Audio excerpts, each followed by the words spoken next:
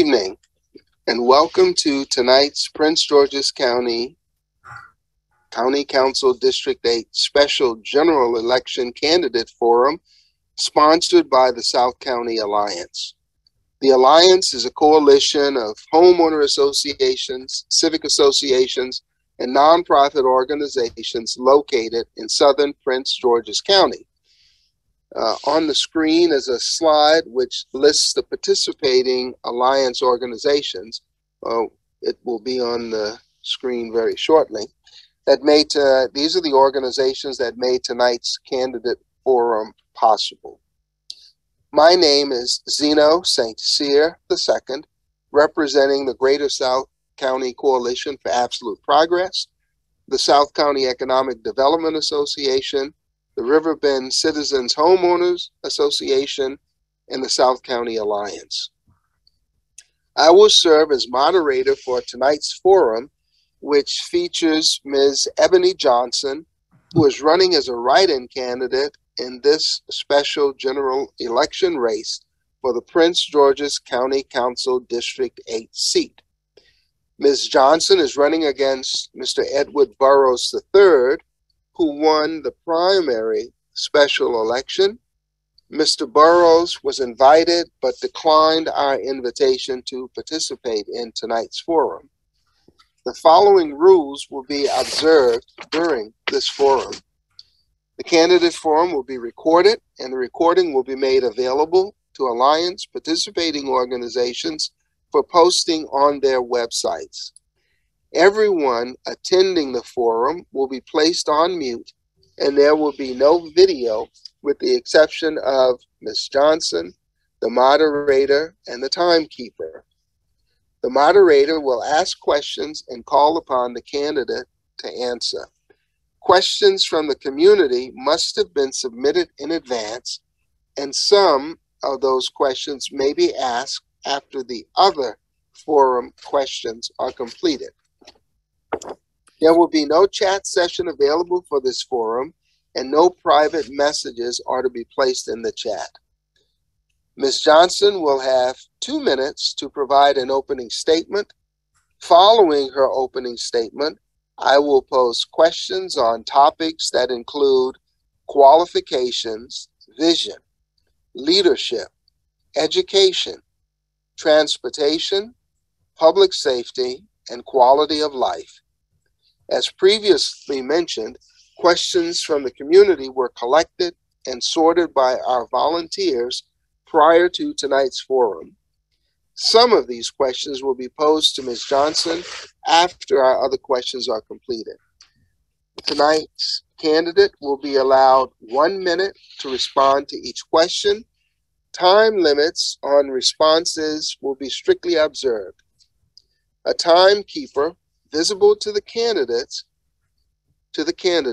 will monitor the time and indicate when time has expired.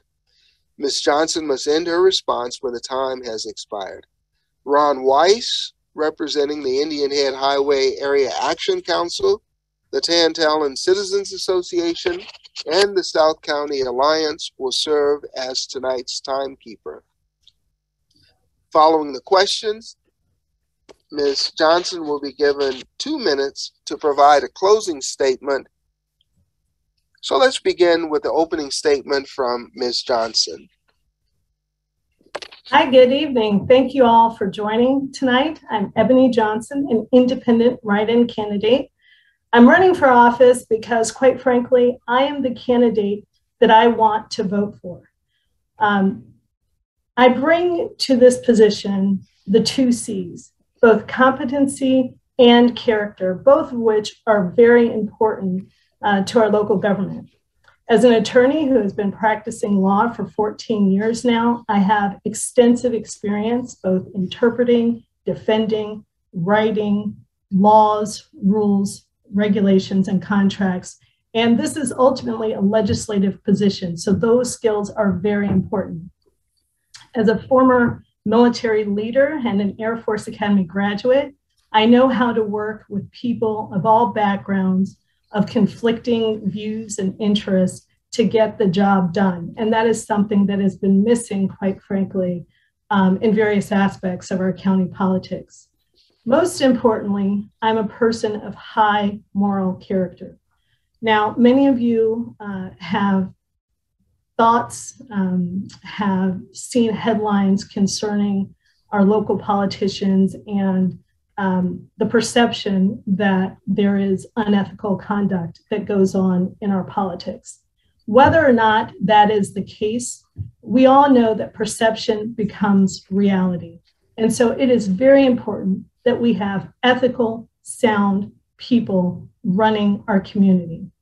I've held a top secret clearance in positions of trust throughout my adult career, and I look forward to bringing those high ethics and high competency to this job. Thank you very much. Thank you, Ms. Johnson. And now we will begin our first round of questions. The first question concerns your qualifications for the District 8 seat. Why do you believe you are prepared to serve on the council, and what experience do you possess to oversee a county with a more than $4 billion annual budget?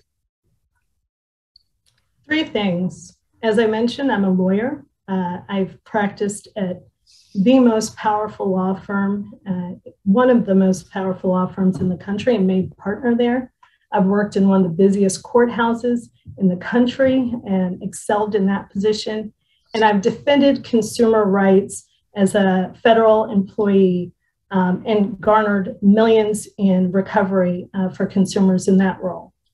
I've also led missions and led people in wartime through my work as an Air Force intelligence officer and mission commander. And so I know what it takes to get the job done, regardless of circumstances.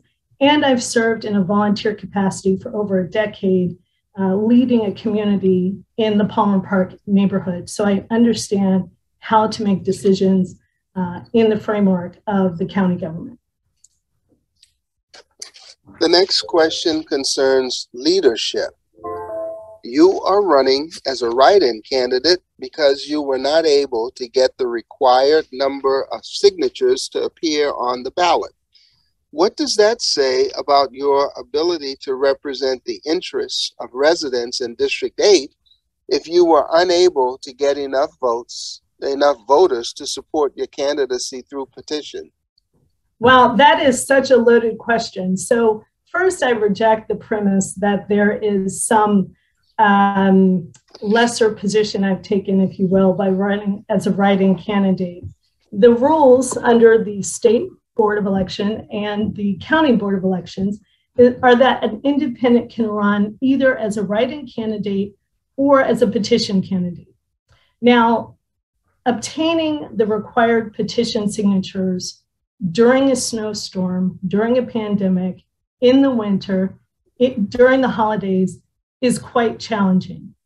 But I made the decision for the health, safety, and welfare of both myself and the people who were working with me and had decided to join my team to not venture out in a foot of snow a day before those petition signatures were due, because quite frankly, safety and welfare were my priorities at that point. Next question concerns leadership as well as quality of life. What do you believe are the three most pressing needs of this community, and how do you propose to address them? And please be specific. Well, there is, of course, the quality and perception when it comes to our school system. As a county council member, quite frankly, the schools are not squarely within my realm. That's really the Board of Education's realm. But we do have the ability to influence both the budget and to call for hearings concerning how the school board is operating, among other things. And so those are two very important tools to use to impact that. The roadways in our district are terrible on multiple fronts, from a safety perspective, an infrastructure perspective, as well as a walkability perspective. And so I intend to introduce legislation that will target specific roadways, including 210 and Branch Avenue. And finally, I think just quite frankly, keeping District 8 money in District 8, and that's by revitalizing existing business and being thoughtful about development. Thank you. And we may revisit some of those topics as we go further on in the debate.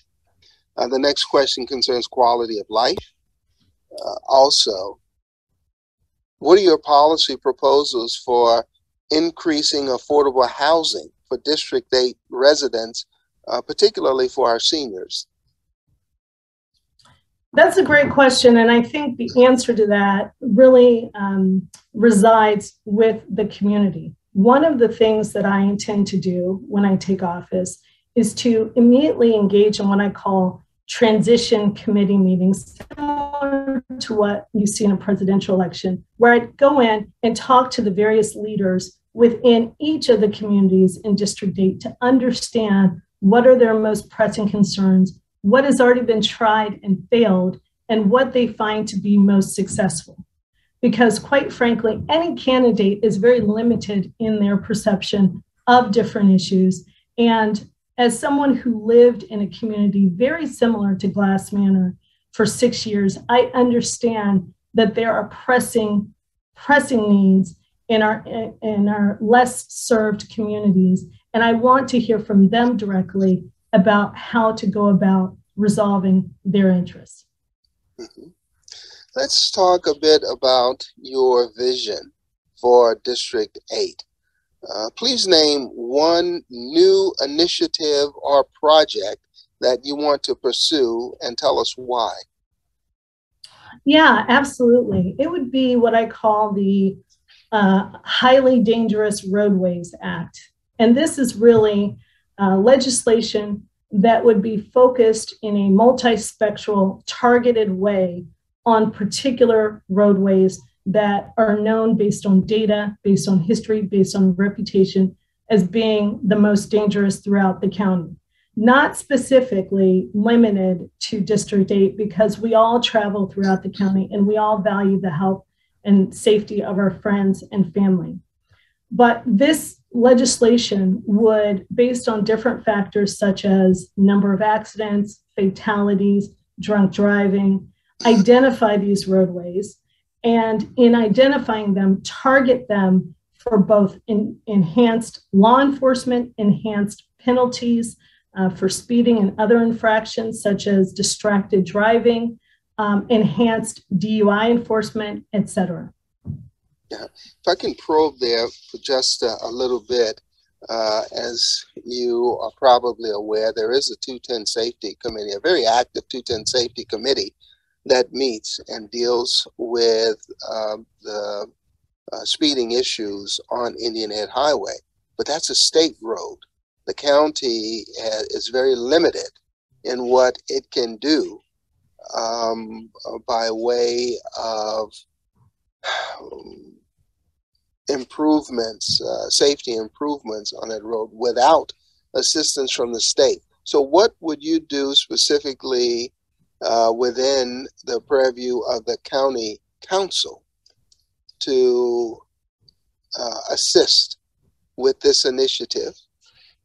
I think we all recognize that the county council is one, but one part of our government, and for our government to function properly, it has to function collaboratively. This would not be the first situation in which the county would work with state officials, state law enforcement to bring about change.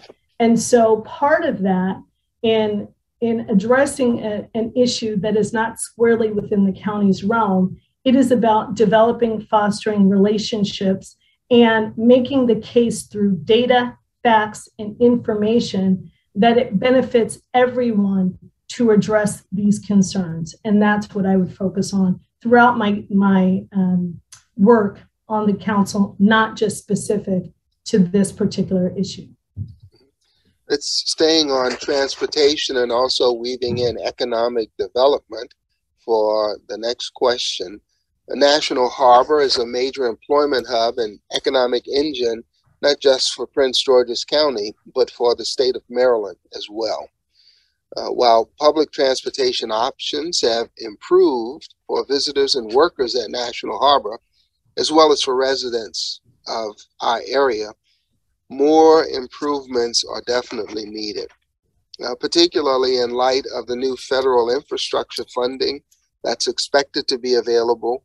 What would you do to foster implementation of WMATA's recent plan that would extend Metro's Blue Line across the Woodrow Wilson Bridge with a stop at National Harbor? Well, first and foremost, I'll say we need to be very mindful as a district when we hear about things expanding into our district to make sure they're actually benefiting us. National Harbor came with a promise in many ways that it hasn't delivered upon. And specifically, you point to the jobs, and that's a great thing. But in terms of shopping, retail, and accessibility to the local community, it has in some ways proven itself to be inaccessible. You know, I can't tell you the number of residents that I've talked to over the last month or so who are frustrated by the fact that going to dinner there would cost them $20 in parking, no matter the time of day. Now, there have to be benefits to us as a district when we look at bringing in these things. And so that's why it is so important to have someone who views these things with a critical eye.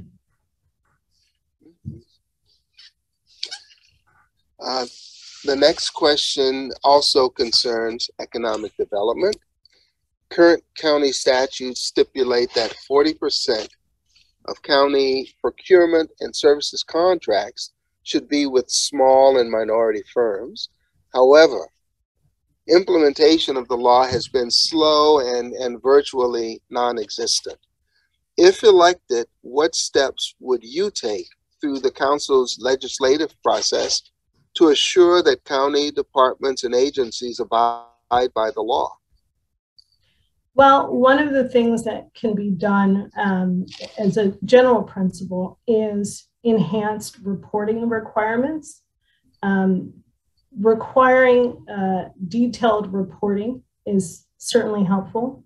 Using the county council's, again, hearing function to conduct hearings as necessary to review any issues with respect to how these contracts are being handled and whether they're being handled in ways that are commiserate with the law is certainly something that's in the county council's purview.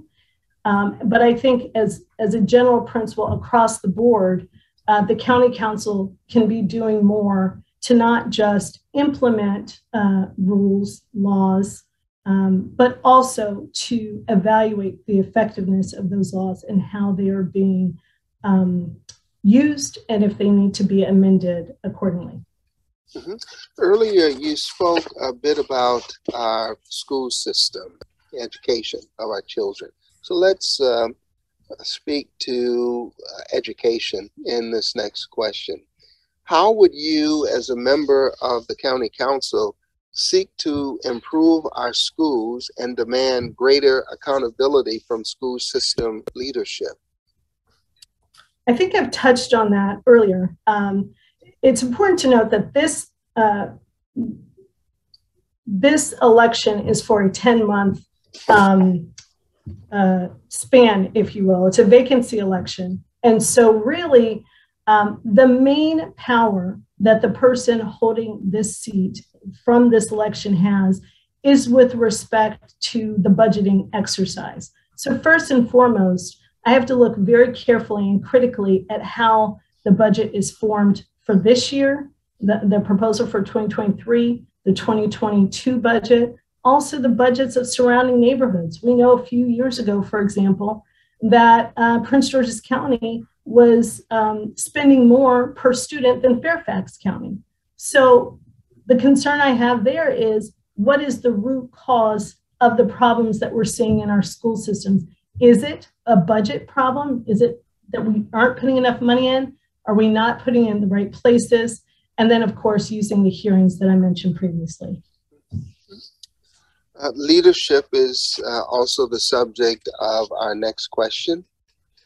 How would you balance your role on the county council as a leader versus a representative of the people? And by that, I mean, what would be your position on legislation or policies that your constituents either support or oppose, but where your personal views conflict with the electorate? Would you vote your conscience or vote your constituents' wishes? Well, that's easy because as a representative, my personal views are secondary to what is best for my district. Now, if there is something, an issue that comes forth that is best for District 8, my job and my obligation is to do what's best for District 8, regardless of if I feel in my heart that it should be something different. And putting District 8 first is something that is critical in this position, just as it's critical in any county position, and quite frankly, something that has not been happening across our local government. We have seen situations where we have elected officials who put their self-interest or their party interest or their interest in advancement before the county, before the district. That cannot happen. Economic development is the focus of our next question. What is your plan for economic development in District 8, and explain how you will implement it? Well, again, in a 10-month cycle, we need to be realistic about what can and can't be accomplished. But I can start the process and put in motion things that, one, help bring up the standard, if you will, of business existing in the county. I know from the county executive's annual report that there are some initiatives that have been put in place to revitalize existing retail, but we've got to evaluate whether those initiatives are actually effective. And not just revitalizing retail in terms of blight, so the visual aspect of shopping in those places, but also the safety aspect. You know, a lot of our residents in District 8 are going across the bridge or going to Charles County to do their shopping because there aren't as attractive options available right here. So we have to make sure we are thinking of things, grants, other initiatives, tax incentives to get our existing retail to up their game, and then also looking at purposeful, mindful, thoughtful development to round out what we've got.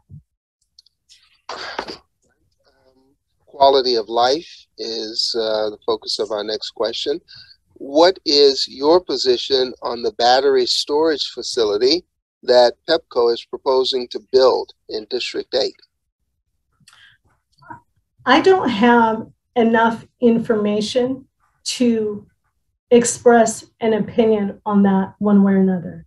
And this is where it's so important to me as a representative of the people to initially and immediately dive in to these transition teams, if you will, to get feedback on what the issue is, and most importantly, alternatives to the approach that is being proposed, if that is something that's feasible and attractive to those residents who are impacted.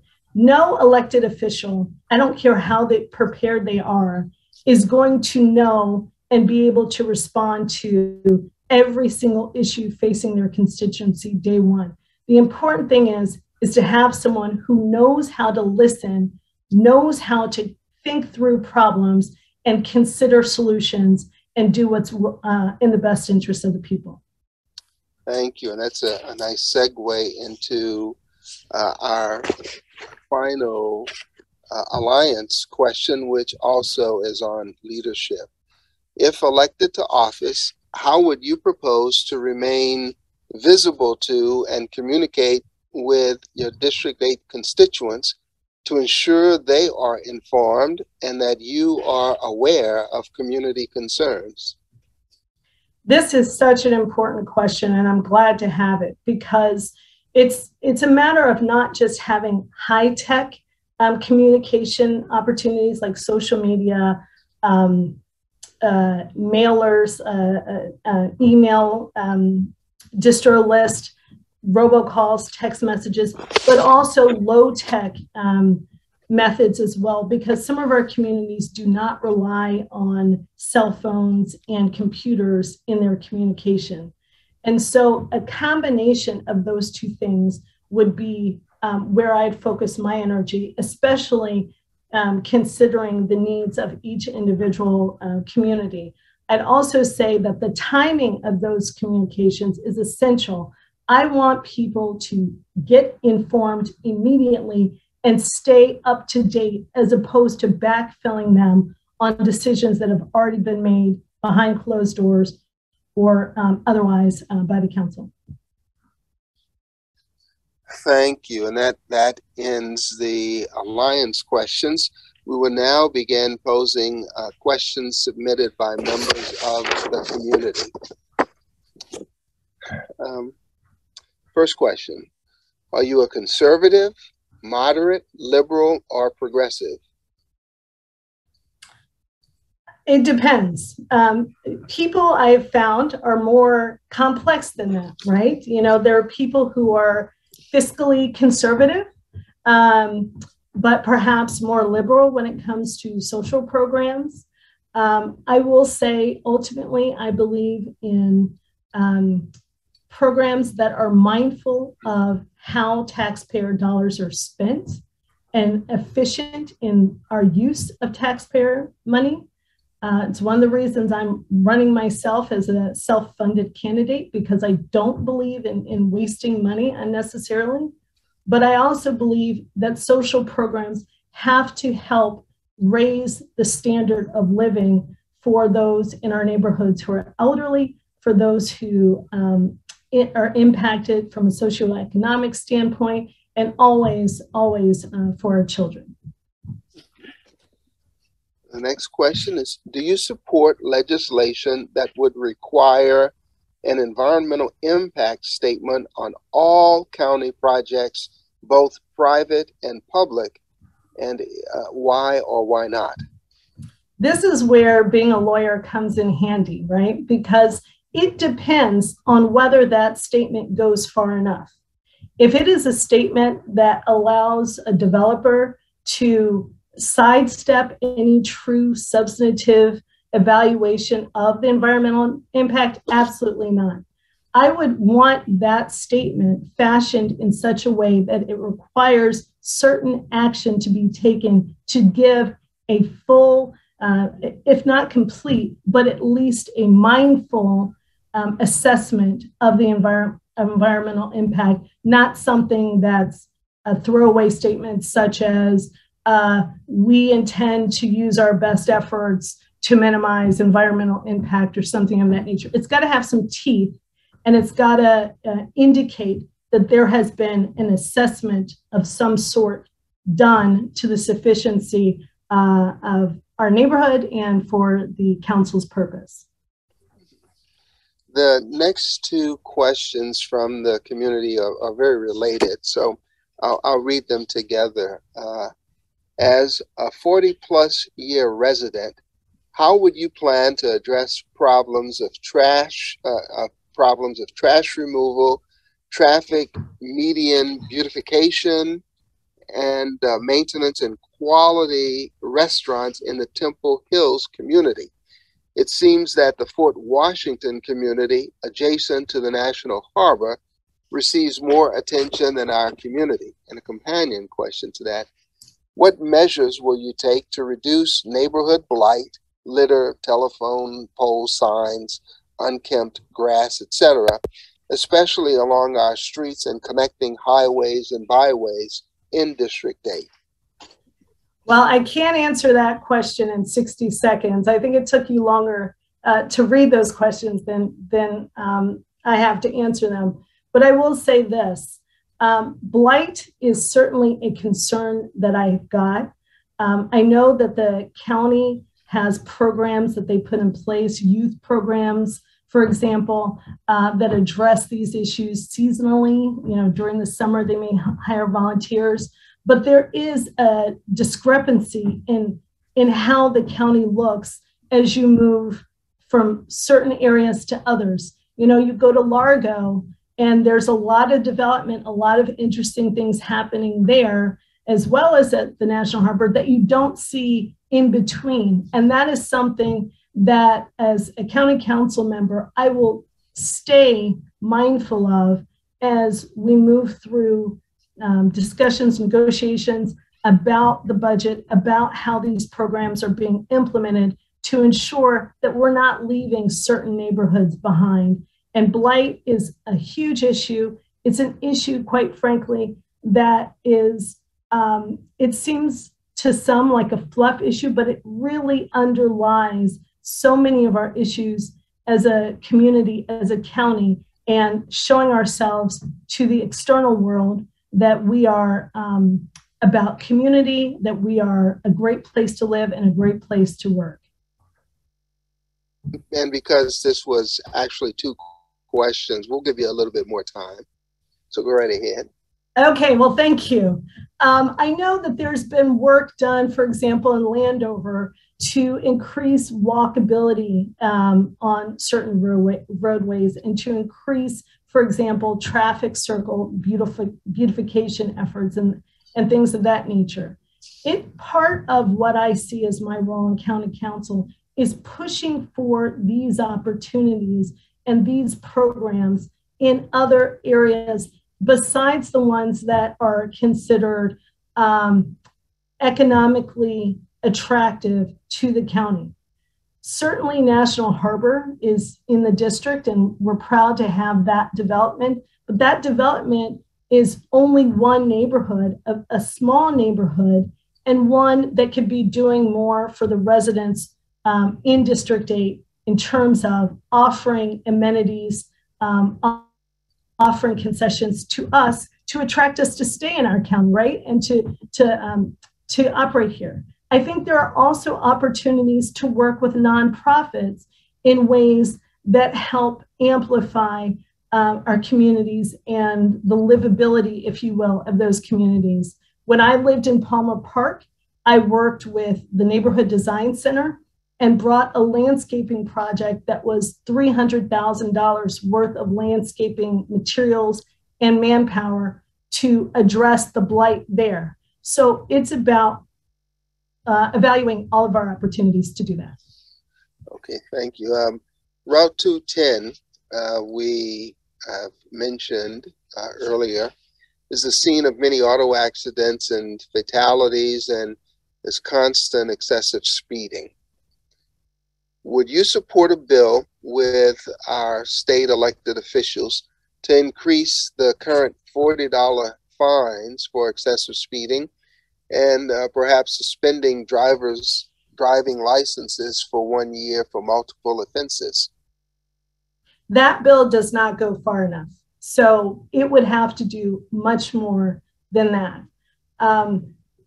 It's all about, when we talk about the issues in the county, we have to also be mindful of what the root causes of those issues are.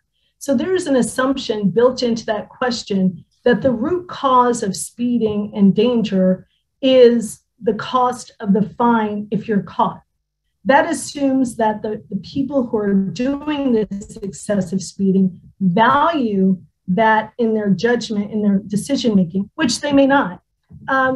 But there are other things that may be going into the issues that we're seeing here, such as what about our enforcement when it comes to DUIs and driving while either impaired or distracted? Those are things that are just as dangerous as speed. And we have to be mindful of doing this in a holistic way, but really thinking about the problem. Otherwise, we're going to be spinning our wheels, spending our money, and not having the effect that we're looking for. This next community question is, since this is a public service job, as council member, will you support a 20% pay reduction or pay freeze during your term? Sure. Okay. Yeah, that's easy. Next question submitted by a community member. What is one thing you like and one thing you do not like about Prince George's County? Oh man, there's so many things that I love about Prince George's County. That's why I bought my current home here, my previous home here. We have got such a great diverse population of people, an interesting mix of cultures, of backgrounds. My neighbor across the street is a Purple Heart recipient. I mean, it's an amazing, rich, historic community on so many different levels. In terms of location, our access to the Beltway, to DC, to Annapolis, you name it, our location is amazing. And just the opportunities, the growth opportunities from not just a mindful, what I call mindful development perspective, but also just from a cultural perspective. We have so much to offer and so many things that we can look to bring to bear to the DC area. The issue I have is with our mismanagement in our elected officials and the notoriety that we've received from the bad acts of some. All right. And the final community question is, and you'll have 1 minute, what would you like to do on your first day as county council person? Well, first, I would thank everyone who wrote my name in on that ballot. I would also want to immediately start scheduling these meetings I've talked about, these transition committee meetings, because Glass Manor has completely different needs than Oxon Hill. And I want to be mindful of everyone's voice as quickly as possible going into that budgeting exercise that's going to start just a month or so after I take office. That's a very important role to me, is how we look at the finances of the county moving forward, and one that I want to be as informed as possible about as early as possible. And so those would be my priorities there. Thank you. And that concludes our question rounds as we come near the end of tonight's forum. Now, Ms. Johnson, you'll have 2 minutes to provide your closing statement, and you may begin. I just want to say it is such a shame that Mr. Burrows elected not to participate in this forum, because as a voter, and I was a voter first, I know how important it is to the folks watching tonight and later on to be informed about the candidates and about their positions. And so I hope, if nothing else, this helps you understand who I am as a candidate and what I bring to this position. I think in terms of comparisons, I certainly have more experience, more relevant experience to bear on this position. I don't have any financial interest, business interest, or political favors that I need to pay back if I take this position. And so it's important to know that my decisions will be based on what's in the best interest of the community. As a write-in candidate, you would need to write in my name on the ballot that you receive in the mail, or when you go to the voting location, you can also enter my name in that way. My name is Ebony Johnson. I look forward to representing this community in District 8, just as I have in other contexts. You know, my work in the Palmer Park area brought millions in capital improvements to that neighborhood through their own funding, through a complete revamp of the leadership, of the management, and of how the money is being spent. I thank you for your time. I thank you for your interest in this important election, and I hope that you will vote for me come February 1st or by mail beforehand. Thank you. And that concludes tonight's forum. Our goals were to provide the citizens of South County, District 8 in particular, an opportunity to listen to and virtually interact with candidates seeking the County Council District 8 seat. We wanted to educate voters about the candidates' views on issues and stimulate voter interest and participation in this important special election. We hope that we have accomplished these goals. We thank the South County Economic Development Association, CEDA, for virtually hosting this forum, and the rest of the South County Alliance are thanked for being partner organizations and for their input into tonight's candidate forum. We also thank Ms. Johnson for participating tonight. Most of all, we thank you, the voters, for participating. As a reminder, the special general election is Tuesday, February the 1st. Polls will be open on Election Day from 7 a.m. to 8 p.m. For individuals wishing to vote by mail, ballots for the general election will be mailed in mid-January. Perhaps some of you may have already begun to receive your mail-in ballots for the general election. They will be mailed to every eligible voter residing in County Council District 8 and will include postage-paid return envelopes. If you prefer to vote in person, you may do so on Election Day or during the early voting period. And some of that information is projected on the screen for you right now. Early voting for the general election will be January the 26th through the 31st. Polling places will be open 10 a.m. to 8 p.m. each day and 12 p.m. to 6 p.m. on Sunday. Please register and please exercise your right to vote in the special general election on February the 1st.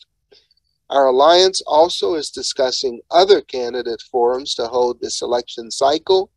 As our plans come together, we will notify the community and will look forward to seeing you, your friends, and neighbors at those candidate forums as well. Good evening, stay safe, and Happy New Year to all. Thank you. Thank you.